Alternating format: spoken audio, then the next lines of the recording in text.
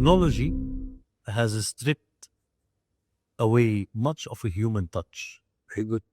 From communication, true. And now AI continues to do so.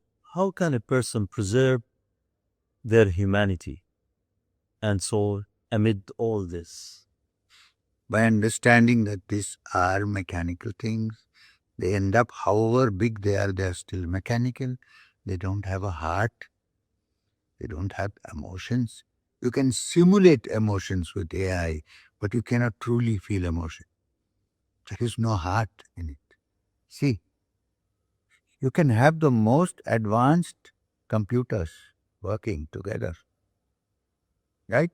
But those two computers will not fall in love with each other. Why? Because there is no heart out there. They may synchronize, but that synchronity is not love. Love is sacrifice. And now we are living in a world where sacrifice is in the back burner. Only want for ourselves. Now that the AI will not think about. It cannot. I want to mention one story, Master.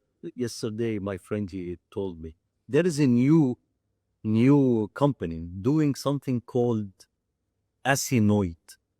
Asinoid. Asinoid is an AI platform. Works on learning on a live moment, not by training like all the LLM models. No, they are learning from interacting with reality. So they are evolving. So the guy, he claims in one experiment, he put that machine with one guy in his mobile or something, and it is watching what he's doing during the day and collecting information. So, and it is linked also to all the members of this company, which is small complements of number. So in the evening when he reached to the office, he put the AI, start talking to it. And he said, I am tired. I think I'm going to eat, to drink the coolant of the car we saw, the coolant liquid. So the AI started talking to him. He said, you must be not in your mental health right now. This is, please stop doing what you are doing because this is dangerous and hazardous material. You will have directly a poison in your body. But while he is talking to him, he was writing an email to another fellow inside the company who is linked to him, telling him, this guy who is talking to me is feeling sick mentally. I think he is in need for a personal involvement to come and help him because I think from his prompt, he is going to suicide. So now there is a learning happening here, but this is a very conscious act to a certain level. Yeah, if you say consciousness is a product of the brain, yes. But it is not. No. The consciousness we are talking about is not a product of the brain. It's not a product of thought. Thought cannot touch it. It's like a grid over our reality, but no touch between them. It can touch you, you cannot touch it. There is a one-way channel. One-way channel. When will it touch you? When you are absolutely calm, quiet. When all the thought processes, then it will touch you. Otherwise, even if it touches you, you will not feel it. So, how we are operating in our daily chores? With the brains. Which is like AI. AI. So we are inventing something look like other thought, but we are not inventing what we are aspiring to. Yes. We cannot invent that. Because that is not invented. It is. It is. They not invent. It's not synthetic. We can discover. Yeah. Discover. Yes. We can't synthesize it. It's not a product.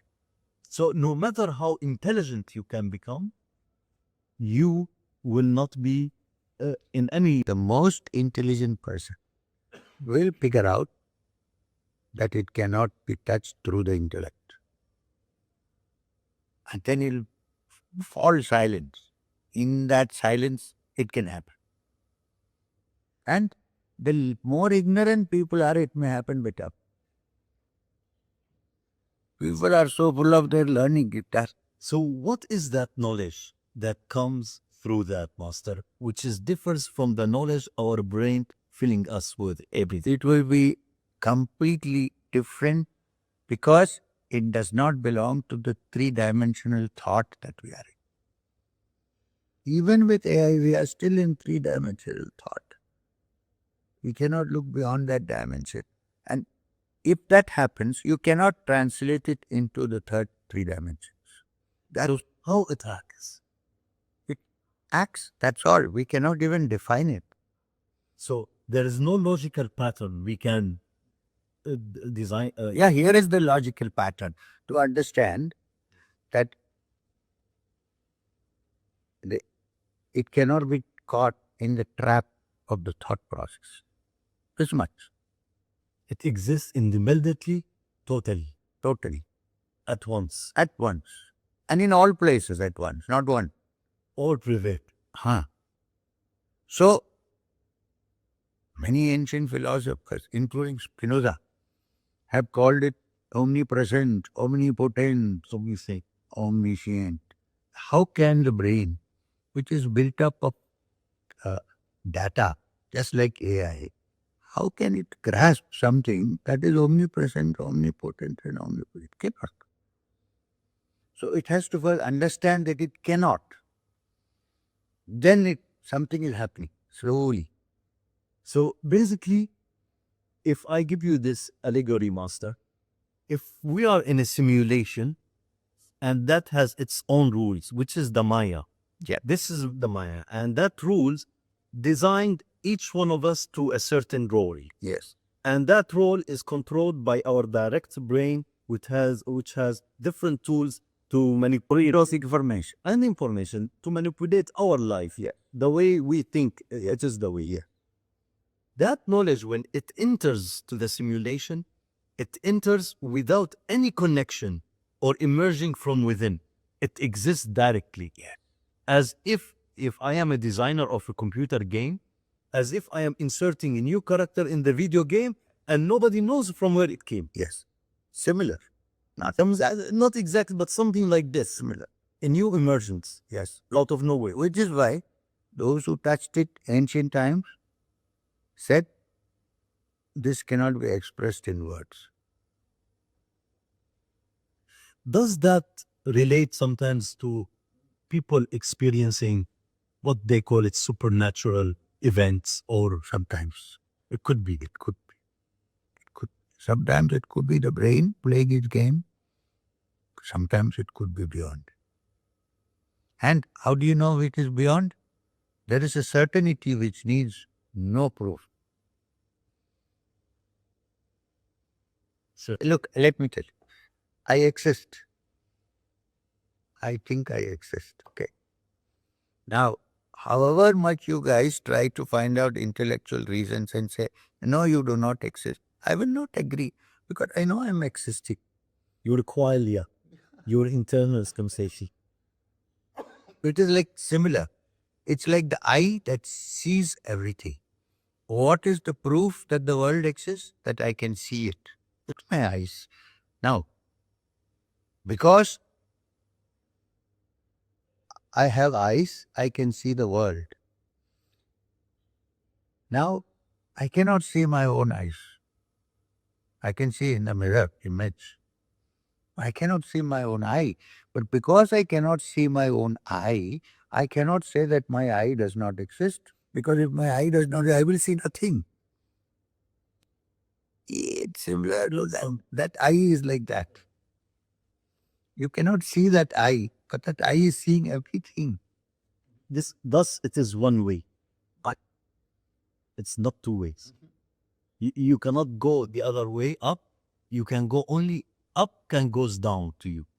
So there is always an ascension of the mind to the highest subtlest level, and there is a descent. The growth.